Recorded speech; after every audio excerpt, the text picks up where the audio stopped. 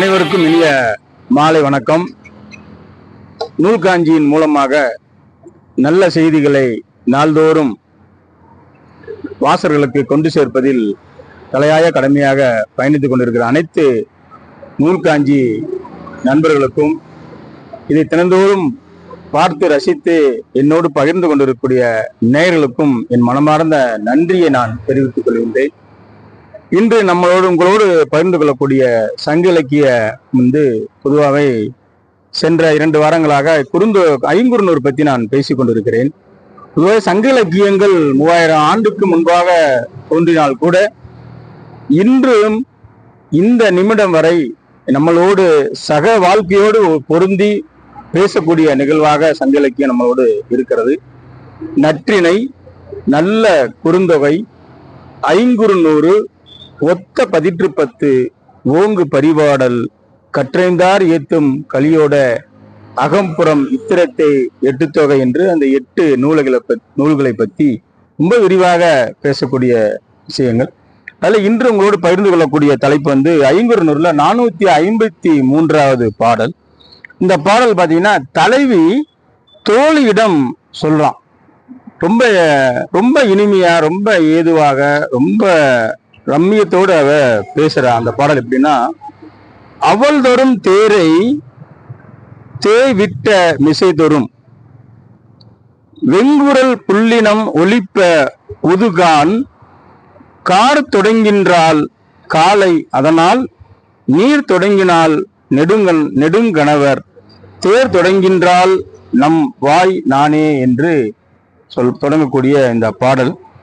இந்த பாடல் எப்படி தொடங்குதுன்னா, பள்ளங்கள் தோறும் தேரைகள் ஒலிக்கின்றன, மேலே பறவைகள் விரும்பத்தக்க குரலில் ஒலிக்கின்றன, அங்கே பார் மழைக்காலம் தொடங்கிவிட்டது போல் தோன்றுகிறது, அதனால் என் நீண்ட கண்களில் இருந்து நீர் வடிகின்றது, என் கணவனின் தேர் நம்மை நோக்கி வர இன்னும் தொடங்கவில்லை என்று பேசுவான்.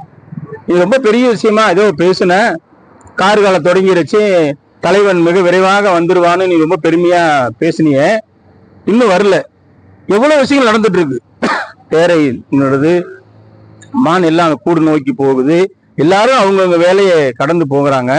நான் எதிர்பார்த்திருக்கக்கூடிய என்னுடைய தலைவன் இன்னும் வரல, அது என்ன செய்யறதுன்னு சொல்லி தலைவி பேசுவான். அதை சொல்லுவான், அதனால் நீண்ட கண்களில் இருந்து நீர் வடிகின்றதுன்னுவான். எப்பவுமே அந்த பெண்களுக்குரிய விஷயம் ஏதாவது ஒண்ணு சொல்லிட்டோம்னா உடனே கண்ணை கசங்கிடுவாங்க. எங்க சார் ஒரு முறை பேசும்போது கூட சொன்னாரு, எல்லா நதிகளுக்கும் ஏன் பெண்கள் பேரை வச்சிருக்காங்க அப்படின்னா, அது வற்றாத ஜீவநதியாக தன்னுடைய கண்ணீராலேயே சில விஷயங்களை சாதித்துக் கொள்வார்கள், அப்படித்தான் அந்த பெண்களை அழுது சாதிச்சிருவாங்கன்னு சொல்லுவாங்க. அந்த விஷயம் சொல்லும்போது சொல்லுவான், என் கணவரின் தேர் நம்மை நோக்கி இன்னும் வர தொடங்கலையோ, இன்னும் அவன் கிளம்பவே இல்லையோ அப்படின்னு சொல்லுவாங்க. நம்ம ஏதாவது ஒரு விஷயம் பேசிட்டு இருப்போம், உடனே நம்மளுக்கு போன் வரும், எங்க இருக்கீங்க அப்படிங்கும் போது ஏதாவது சத்தம் கேட்கும், கிளம்பிட்டீங்களா இல்லையா, அதுதான் விஷயமே. கிளம்பிட்டாங்கன்னா வேற எங்கேயும் நம்ம வெளியில நிக்க மாட்டோம், நேரா கிளம்பி வந்துருவோம். எப்பவுமே லைஃப்ல 2 விஷயம் தான் மனைவிட்ட ஜெயிக்கிற விஷயங்கள். ஒண்ணு சரிமா, 2வது சாரிமா. இந்த 2 விஷயத்த சரியா பயிர்த்துருந்தா வீட்டுக்குள்ள சண்டையே வராது. இன்னொரு விஷயம் என்னன்னா, லைஃப்ல ஜெயிக்கணும் அப்படின்னா மனைவிட்ட தோத்துடணும். மனைவிட்ட ஜெயிக்கணும்னா சமைக்க தெரிஞ்சா போது ஜெயிச்சிடலாம். உண்மையிலுமே அப்படித்தான் நம்முடைய வாழ்க்கையும் நகர்ந்து கொண்டு இருக்கிறது என்று சொல்லி நல்ல விஷயங்களை சிந்திப்போம். நாள்தோறும் உங்களை வார வாரம் நான் சந்திப்போம். அனைவருக்கும் வணக்கம். அதோட தொடர்ச்சியாக இந்த 499வது பாட்டு. இந்த பாட்டு ரொம்ப வித்தியாசமா இருக்கும். பொதுவாகவே நம்ம கிளம்பும் போது ஏதாவது நம்முடைய வண்டி சரி இருக்கா இல்லையா ஏதாவது ஒண்ணு பேசிட்டே இருப்போம்.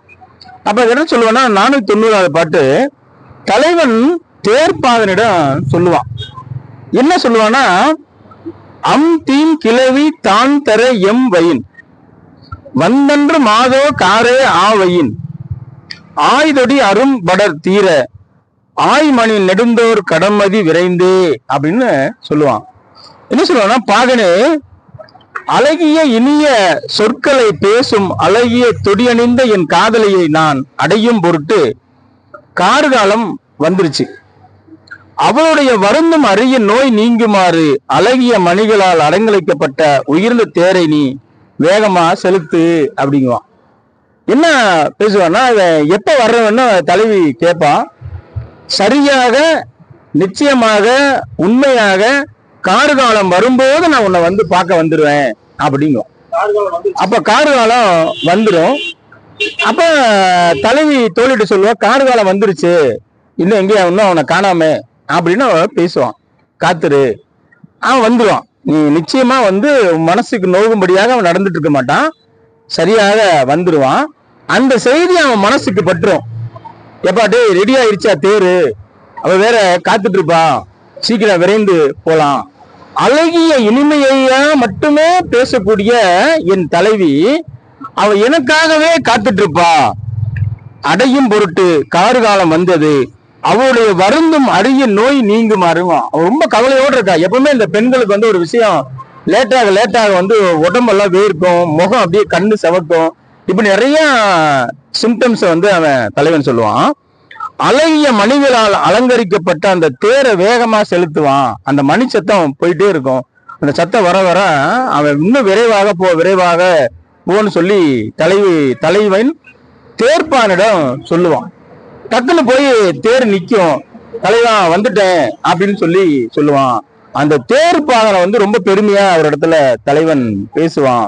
என்ன இல்ல விருந்து ரெடி ஆயிருச்சா அப்படிங்குவான். ரெடி ஆயிருச்சு, முதல்ல அந்த தேர்ப்பாகனை உட்கார வச்சு ஃபர்ஸ்ட் அவனை சாப்பிட வை, என்னை பத்திரமாகவும் விரைவாகவும் கொண்டு வந்து சேர்த்துன விஷயம் அப்படின்னு அவன் சொல்லுவான்.